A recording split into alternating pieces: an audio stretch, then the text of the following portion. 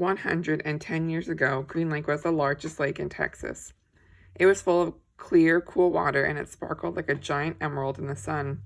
It was especially beautiful in the spring when the peach trees, which lined the shore, blossomed with pink and rose-colored blossoms.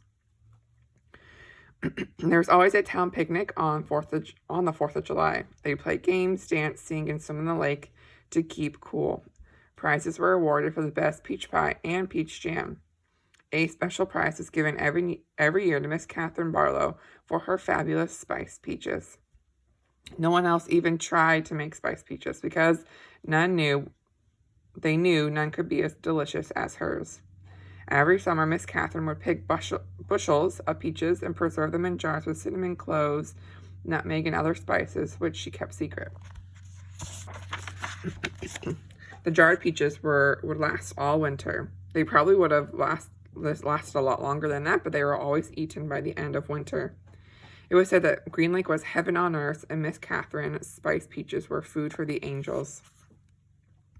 Catherine Barlow was the town's only school teacher. She taught in a one-room schoolhouse. It was old even then. The roof leaked, the windows wouldn't open, and the door hung crooked on its bent hinges. She was a wonderful teacher, full of knowledge and full of life. The children loved her. She taught classes in the evening for adults, and many of the adults loved her as well. She was very pretty. Her classes were often full of young men who were more interested in the teacher than they were in getting an education. But all they ever got was an education. One such man was Trout Walker. His real name was Charles Walker, but everyone called him Trout because his 2 feet smelled like a couple of dead fish. This wasn't entirely Trout's fault. He had an incurable foot fungus. In fact, it was the same foot fungus that 110 years later would afflict the famous ball player Clyde Livingston. But at least Clyde Livingston showered every day. "I take a bath every Sunday," Trout would brag, "whether I need to or not." Most everyone in the town of Green Lake expected Miss Catherine to marry Trout Walker. He was the son of the richest man in the county. His family owned most of the peach trees and all the land on the east side of the lake. Trout often showed up at night school but never paid attention. He walked in class and was disrespectful of the students around him. He was loud and stupid. A lot of men in town were not educated. That didn't bother Miss Catherine. She knew they'd spent most of their lives working on farms and ranches and hadn't needed much schooling. That's why she was here, to teach them. But Trout didn't want to learn. He seemed to be proud of his stupidity. "How'd you like to take a ride on my new boat this Saturday?" he asked her one evening after class. "No, thank you," said Miss Catherine. "We've got a brand new boat," he said. "You don't even have to row it." "Yes, I know," said Miss Catherine. Everyone in town had seen and heard the Walkers' new boat. It made a horrible loud noise and spewed ugly black smoke over the beautiful lake. Trout had always gotten everything he'd ever wanted. He found it hard to believe that Miss Catherine had turned him down. He pointed his finger at her and said, "No one ever says no to Charles Walker." "I believe I just did," said Catherine Barlow. Stanley was half asleep as he got into the line for breakfast, but the sight of Mr. Sir awakened him. The left side of Mr. Sir's face had swollen to half the size of a cantaloupe. There were 3 dark purple jagged lines running down his cheek where the warden had scratched him. The other boys in Stanley's tent had obviously seen Mr. Sir as well, but they had the good sense not to say anything. Stanley put a carton of juice and a plastic spoon on his tray. He kept his eyes down and hardly breathed as Mr. Sir ladled some oatmeal-like stuff into his bowl. He brought the tray to the table. Behind him, a boy from one of the other tents said, "Hey, what happened to your face?" There was a crash. Stanley turned to see Mr. Sir holding the boy's head against the oatmeal pot. "Is something wrong with my face?" The boy tried to speak but couldn't. Mr. Sir had him by the throat. "Does anyone see anything wrong with my face?" asked Mr. Sir, as he continued to choke the boy. Nobody said anything.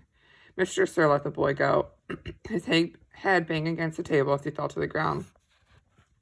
Mr. Sir stood over him and asked, "How does my face look to you now?" A gurgling sound came out of the boy's mouth. Then he managed to gasp the word "fine." "I'm kind of handsome, don't you think?" "Yes, Mr. Sir." Out on the lake, the other boys asked Stanley what he knew about Mr. Sir's face, but he shrugged and dug his hole. If he didn't think about it, maybe it would go away. He worked as hard and as fast as he could, not trying to pace himself. He just wanted to get off the lake and away from Mr. Sir as soon as possible. Besides, he knew he'd get a break. Whenever you're ready, just let me know, Zero had said. The first time the water truck came, it was driven by Mr. Padansky. The second time, Mr. Sir was driving. No one said anything except, "Thank you, Mr. Sir," as he filled each canteen. No one even dared to look at his grotesque face. As Stanley waited, he ran his tongue over the roof of his mouth and inside his cheeks. His mouth was as dry and as parched as the lake. The bright sun reflected off the side mirror of his truck, and Stanley had to shield his eyes with his hand. "Thank you, Mr. Sir," said Magnet, as he took his canteen from him. "You thirsty, Caveman?" said Mr. Sir. "Yes, Mr. Sir," Stanley said, handing his canteen to him. Mr. Sir opened the nozzle, and the water flowed out of the tank, but it did not go into Stanley's canteen. Instead, he held the canteen to the right next to the stream of water. Stanley watched the water splatter in the dirt, where it was quickly absorbed by the thirsty ground. Mr. Sir let the water run for about 30 seconds, then stopped. "Do you want more?" he asked. Stanley didn't say anything. Mr. Sir turned the water back on, and again Stanley watched it pour into the dirt. That should be plenty," he said, handing Stanley an empty canteen. Stanley stared at the dark spot on the ground, which quickly shrank before his eyes. "Thank you, Mr. Sir," he said. There was a doctor in the town of Green Lake 110 years ago. His name was Dr. Hawthorne. Whenever people got sick, they would go see Doc Hawthorne. But they'd also see Sam, the Onion Man.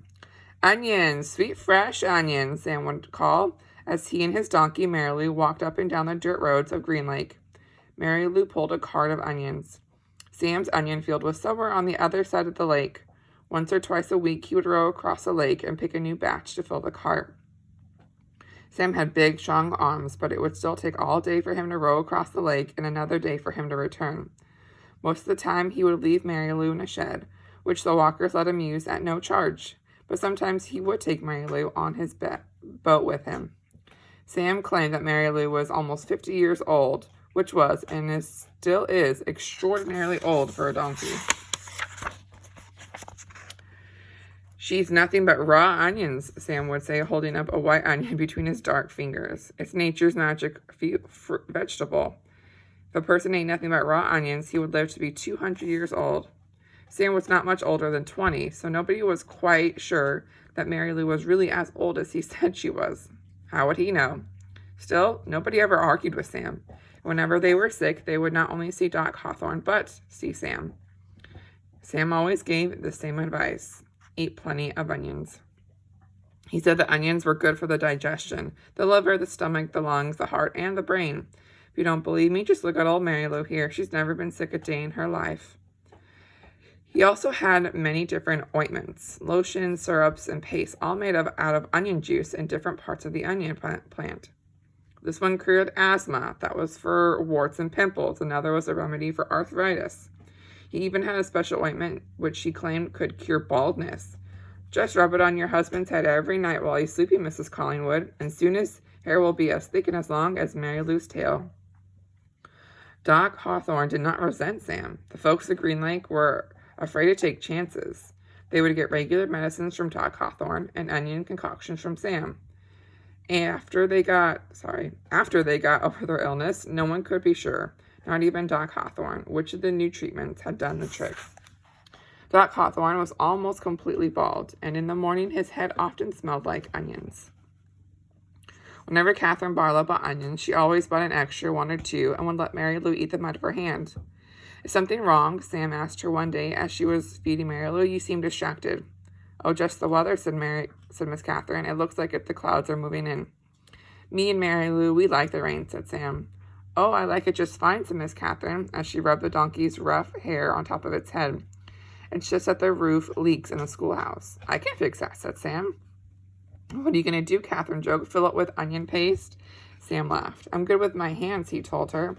"I built my own bow. If it leaked, I'd be in big trouble." Catherine couldn't help but notice his strong, firm hands. They made a deal. He agreed to fix the leaky roof in exchange for 6 jars of spiced peaches. It took Sam a week to fix a roof because he could only work in the afternoons after school let out and before night school began. Sam wasn't allowed to attend classes because he was a Negro, but they let him fix the building. Miss Catherine usually stayed in the schoolhouse, grading papers and such, while Sam worked on the roof. She enjoyed what little conversation they were able to have, shouting up and down to each other. She was surprised by his interest in poetry. When he took a break, she would sometimes read a poem to him. On more than one occasion, she would start to read a poem by Poe or Longfellow, only to hear him finish it for her by memory.